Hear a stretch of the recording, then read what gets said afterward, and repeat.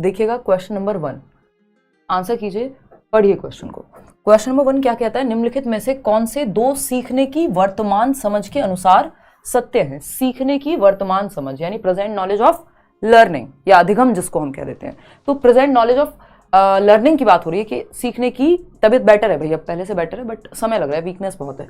निम्नलिखित में से कौन से दो सीखने की वर्तमान समझ के अनुसार सत्य हैं।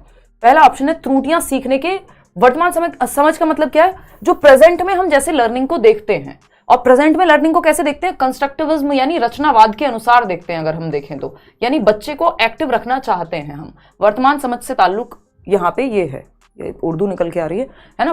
वर्तमान समझ से जो मतलब है वो ये है कि रचनावाद या प्रेजेंट में हम लर्निंग को कैसे देखते हैं। और प्रेजेंट में रचनावाद या पियाजे वाइगोत्स्की जो कंस्ट्रक्टिविज्म है वो ज्ञान की रचना पे फोकस करता है कि बच्चा सीखे और सीखने में गलतियां भी पार्ट हुई, यानी बच्चा सक्रिय रहे। कुल मिला के सीखने की वर्तमान समझ ये कहती है कि बच्चा क्या रहे, सक्रिय रहे, एक्टिव लर्निंग करे। ठीक, अब इन 4 ऑप्शंस में से जहां बच्चा एक्टिव है वो ठीक होंगे, चारों में है तो चारों ठीक होंगे। देखते हैं, त्रुटियां सीखने के क्षेत्र हैं या सीखने से संबंधित हैं, सीखने का एक पहलू है, एक पार्ट एंड पार्सल है, लर्निंग का ही एक हिस्सा है। ऐसा नहीं हो सकता कि कोई सीखे और गलती कभी ना करे।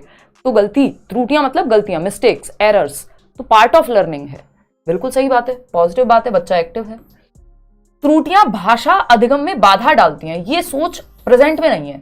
कभी लोग मानते होंगे, व्यवहारवाद में मानते होंगे लोग या किसी और विचारधारा में मानते होंगे। आज के समय में हम लर्निंग को ऐसे नहीं देखते कि जो लर्निंग है उसमें एरर्स अगर हो रहे हैं तो वो बहुत प्रॉब्लमेटिक बात है। नहीं, अगर गलतियां होंगी ही नहीं तो सीखेंगे भी नहीं। आप सीखेंगे तो गलतियां भी होंगी, वो पार्ट है उसका, कम होंगी ज्यादा होंगी, सीखते सीखते सीख जाएंगे। त्रुटियों को तुरंत ही सुधार देना चाहिए, ये भी एकदम खराब चीज है, क्योंकि तुरंत ही का मतलब है आप बच्चे को मौका नहीं दे रहे खुद से एक्सप्लोर करने का, खुद से जानने का, खुद से अन्वेषण करने का। बच्चे को सक्रिय रखना है हमें, एकदम से उसके दिमाग में चीजें भर नहीं देनी है ना। वो कोई फोन नहीं है जिसमें सब कुछ फीड कर देना है। जग एंड मग मेथड कहते हैं इसको, कि जग है खाली बर्तन बच्चा, आप उसमें भर रहे हो ज्ञान, तो वो खराब तरीका। तुरंत नहीं सुधारना है, उसको मौका देना है गलती को रियलाइज कर पाने का। त्रुटियां शिक्षकों के लिए पृष्ठ पोषण का काम करती हैं, यानी न्यूट्रिशन का काम करती हैं, एक तरह से खाना देने का काम करती हैं कि बच्चे को हम और अच्छे से सिखा पाएंगे। आपको मौके मिलते हैं एज अ टीचर, जब आप बच्चों की गलतियां समझते हैं तो आपको समझ में आता है कि आपके मेथड में कहाँ कमी है, आप कैसे बेहतर सिखा सकते हैं या कितना बच्चे ने सीख लिया है। तो ए पॉजिटिव है, डी पॉजिटिव है, ये दोनों बातें यहाँ सही हैं, जो कि कितने लोग बता पा रहे हैं, 78% लोग सही जवाब दे रहे हैं। ठीक, क्वेश्चन नंबर 2 देखिएगा एक बार, ये एकदम बेसिक सा क्वेश्चन है, जमाने भर से, मतलब जब से सीटेट है मुझे लगता है ये आ ही रहा है क्वेश्चन, बस इसकी फॉर्म चेंज हो जा रही है, पूछने का तरीका बदल जा रहा है। आरंभिक वर्षों के दौरान बच्चे दीवारों, फर्श, कागज आदि पर आड़ी तिरछी रेखाएं बनाते हैं। दीवार मिल गई बच्चे को तो वो जो हाथ में आएगा वो कुछ भी बना देगा उसका। फर्श पे भी वो चौक मिल गई, उसको चौक चलाने लगेगा। कोई कलर मिल गया, कलर, कोई मम्मी का काजल भी मिल गया, मतलब आजकल के जमाने में हमारी मम्मियां तो काजल पता नहीं ढूंढना पड़ेगा हमें तब मिलता कहीं, अगर मिलता भी तो, है ना।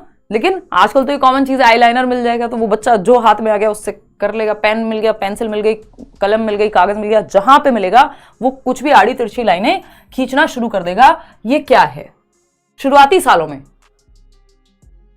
आरंभिक साक्षरता का भाग है, यानी पार्ट ऑफ एमरजेंट लिटरेसी। ये मैं इंग्लिश में क्यों बता रही हूँ, क्योंकि इंग्लिश के क्वेश्चंस भी ट्रांसलेटेड आते हैं लैंग्वेज में। अब इंग्लिश और हिंदी में क्वेश्चन सेम ही रह गए हैं, ठीक है ना। देखते हैं, खैर फिर आते हैं अधिगम के लिए इसके कोई मायने नहीं है। क्यों नहीं है भाई, मायने हैं। ये क्या है, राइटिंग की स्टेजेस में आता है एक तरह से, स्क्रिबलिंग बोल देते हैं इसको। स्क्रिबलिंग का क्वेश्चन बहुत जमाने भर से आता है, मतलब बहुत पहले से आता है। अब ये एमरजेंट लिटरेसी जो है 2-3-4 साल से पूछने लगा है, उससे पहले नहीं था। गणित का सीखना, यानी गणित सीख रहा है बच्चा, आड़ी तिरछी लाइन का मतलब गणित कब से हो गया। भाषा अधिगम है, भाई भाषा की तो ऐसा कोई खास समझ नहीं बन रही है यहाँ पे। तो ये क्या है, ये आरंभिक साक्षरता का भाग है। बड़े लेवल पे अगर देखें तो भाषा के अंदर आ जाएगा, बट क्योंकि हमारे पास एग्जैक्ट आंसर है तो हम क्यों जाएं इसमें। आरंभिक साक्षरता का भाग है, यानी एमरजेंट लिटरेसी, यानी बच्चा पेन पकड़ना सीख रहा है, कुछ भी टेढ़ी मेढ़ी लाइनें ये वो जब बुक उठा करके, और उसको पढ़ना नहीं आता, एक क्वेश्चन ऐसे भी पूछा जाता है बट वो पलट पलट के देख रहा है चीजों को, कोशिश कर रहा है पिक्चर से आइडिया लगाए कि इस कहानी में क्या होगा, वो भी एमरजेंट लिटरेसी का ही पार्ट है, यानी आरंभिक साक्षरता का ही पार्ट है। अभी साक्षरता आई नहीं है बट वो शुरुआत की एक्टिविटीज कर रहा है साक्षरता आने से पहले। तो ये इसको कहेंगे क्या, और इसको स्क्रिबलिंग कहते हैं। बट ये पार्ट किसका है? पार्ट है ये आरंभिक साक्षरता का, emergent literacy in English. Question number 3 देखिएगा, क्या कहता है क्वेश्चन नंबर 3? ये कहता है लेखन के किस उपागम को लिखने के द्वारा लिखना सीखना कह सकते हैं, यानी writing by the process of writing itself. सीख मतलब सीखना, सीख रहे हैं आप, लिखना सीख रहे हैं, learning to write by writing itself, मतलब लिखना सीख रहे हैं, लिखने के द्वारा ही सीख रहे हैं कि जो मन में आए लिखो, ठीक है ना। तो प्रक्रिया उपागम है, उत्पाद है, दूसरे के लेखन की नकल करना इमिटेशन है, या बिंदुओं में लिखना है यानी पॉइंट टू पॉइंट लिखना है। तो पॉइंट टू पॉइंट का कोई केस बनता नहीं है, या दूसरे के लेखन की नकल करना यानी इमिटेट करना, ऐसी भी कोई बात नहीं है। लिखने के द्वारा लिखना सीखना, इतनी बार क्वेश्चन रिपीट हुआ है ऑनलाइन ऑफलाइन हर तरह के एग्जाम में, इसको प्रक्रिया उपागम कहते हैं। प्रोसेस है ना, you are learning to write by writing itself, मतलब आप लिखना सीख रहे हैं लिखने के द्वारा ही, यानी प्रक्रिया के माध्यम से आप लिखना सीख रहे हैं। आपके मन में जो आया, अपनी कोई बात आपको एक्सप्रेस करनी है, आप लिख करके ला रहे हैं। यानी यहां पे कोई फिक्स रूल हो जरूरी नहीं है, आप अपनी भावनाओं को या अपने विचारों को, किसी टॉपिक पे भी हो सकता है, ऐसे फ्री फ्लो में भी हो सकता है, आप लिख रहे हैं। प्रक्रिया उपागम पहले, अब इसमें भी कई सारी प्रोसेस स्टेप्स होते हैं कि आप ड्राफ्ट करेंगे, कोई चीज लिख रहे हैं किसी चीज के बारे में, बहुत सारी चीजें हैं। उत्पाद उपागम जो है आपका, वो वैसा हो जाता है, एक तरह का मॉडल, आपको कुछ एक स्ट्रक्चर पहले से गिवन है, उसी बेसिस पे आप लिख रहे हैं। आपको कह दिया गया कि इस कहानी के जैसी ही दूसरी कहानी लिखो, बिल्कुल लगभग सेम ही होनी चाहिए। या फिर जो हम कहते हैं जिसको डिक्टेशन, श्रुतलेख, वो भी उत्पाद उपागम का ही उदाहरण है, यानी प्रोडक्ट राइटिंग का ही उदाहरण है कि आपको एग्जैक्ट पता है प्रोडक्ट फाइनल क्या होगा, इसी के अराउंड आपको चीजें लिखनी है। तो प्रक्रिया उपागम है लिखने के द्वारा लिखना सीखना। आगे बढ़ेंगे क्वेश्चन नंबर 4 पर। ये क्या पूछा है? उत्पादक शब्द संपदा से क्या तात्पर्य है, बताइएगा। उत्पादक का मतलब होता है प्रोड्यूस करना, कुछ बनाना, कुछ क्रिएट करना। शब्द संपदा से यानी वोकैबुलरी की बात हो रही है, शब्द संपदा मतलब से क्या तात्पर्य है? पहला ऑप्शन है जिन शब्दों को हम सुनते और पढ़ते हैं उनकी पहचान करते हैं, यानी जो शब्द हमने सुने और पढ़े उनकी पहचान कर रहे हैं हम, ये उत्पादक शब्द संपदा है। बट हमने इसमें क्रिएट क्या किया? फिर आता है वे शब्द जिनको हम बोलते समय प्रत्यास्मरण करते हैं, रिकॉल कर रहे हैं जिन शब्दों को हम, वे शब्द जिन्हें हम लेखन और वाचन में प्रयुक्त करते हैं। लेखन और वाचन मतलब लिखने और पढ़ने में, वाचन मतलब रीडिंग और राइटिंग में प्रयोग कर रहे हैं। तो उत्पादक का मतलब क्या हुआ? जहां पे हम प्रोड्यूस कर रहे हो, प्रोडक्टिव स्किल जिसको हम कहते हैं। हम एक दिन स्किल का अलग से एक सेशन रखेंगे भाषा कौशल पे, सूबो पाली, सुनना बोलना पढ़ना लिखना। अब इन सूबो पाली में भी हम देखते हैं सूबो, सुनना बोलना पढ़ना और लिखना। तो सूबो पाली में भी आपको पता है सुनना और पढ़ना, इनको हम क्या कह देते हैं कि हम रिसीव कर रहे हैं कहीं से इंफॉर्मेशन को, और बाकी के दोनों जो हैं वो प्रोडक्टिव में चले जाते हैं, रिसेप्टिव में चले जाते हैं। हालांकि ये सवाल कुछ और कह रहा है, तो इनकी बात हम नेक्स्ट अलग सेशन करेंगे। क्वेश्चन पे आते हैं। उत्पादक शब्द संपदा यानी वो वोकैबुलरी आपकी जो आप प्रोड्यूस करते हैं, जिसको यूज कर रहे हैं, है ना, लिखने में और पढ़ने में, ठीक है।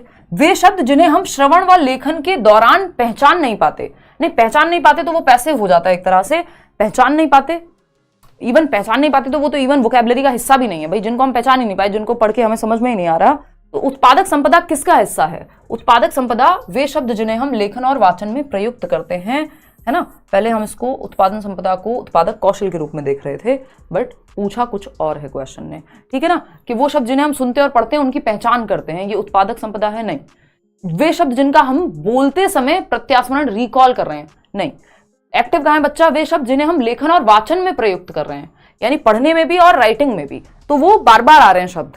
सिर्फ सुनते और पढ़ते हैं तो सुनते और पढ़ते में फिर रिसीविंग आ जाएगा सिर्फ, जबकि लेखन में सच में उत्पादन भी होगा और पढ़ के भी हमारे अंदर वो शब्द जा रहे हैं और फिर उसको लिखने में हमारे वो काम आएंगे। तो बेटर ऑप्शन 3 हो जाएगा, ना कि फर्स्ट, क्योंकि वहां पे सिर्फ सुनना और पढ़ना दोनों ही रिसीविंग वाला हो गए।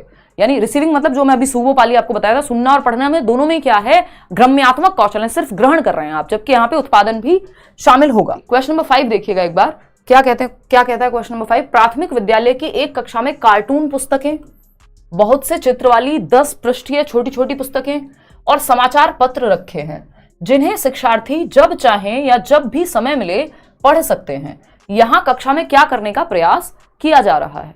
मतलब क्या है, एक प्राइमरी क्लासरूम में कार्टून वाली कुछ बुक्स रखी हैं, कुछ मैगजीन्स होंगी ऐसी जिसमें पिक्चर्स हैं चाचा चौधरी टाइप की, या कुछ और जिसमें सिर्फ प्रिंट के माध्यम से बच्चा फोटो देख देख के समझ जाए क्या कहानी चल रही है, और छोटी छोटी 10 प्रश्न की चित्र वाली जिसमें बहुत सारे चित्र हैं, फिर छोटी छोटी 2-4 लाइन लिखी हुई हैं, चित्र हैं।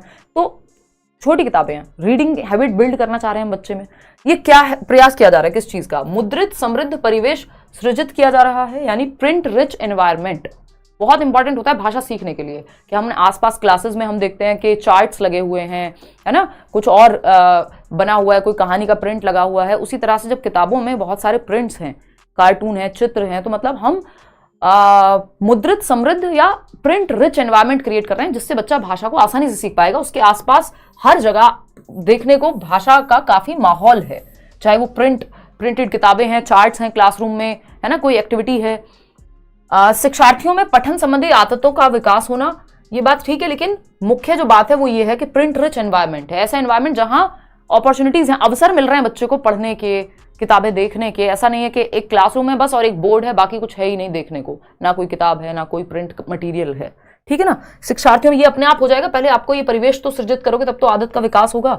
शिक्षार्थियों में पठन समूह सृजित किए जा रहे हैं, समूह की तो बात ही नहीं है, अकादमिक परिवेश नहीं, इसको प्रिंट रिच एनवायरमेंट करते हैं। बाकी तीनों बातें आपको सही लग सकती हैं, बट टू द पॉइंट यहाँ पे फैक्चुअल क्वेश्चन है।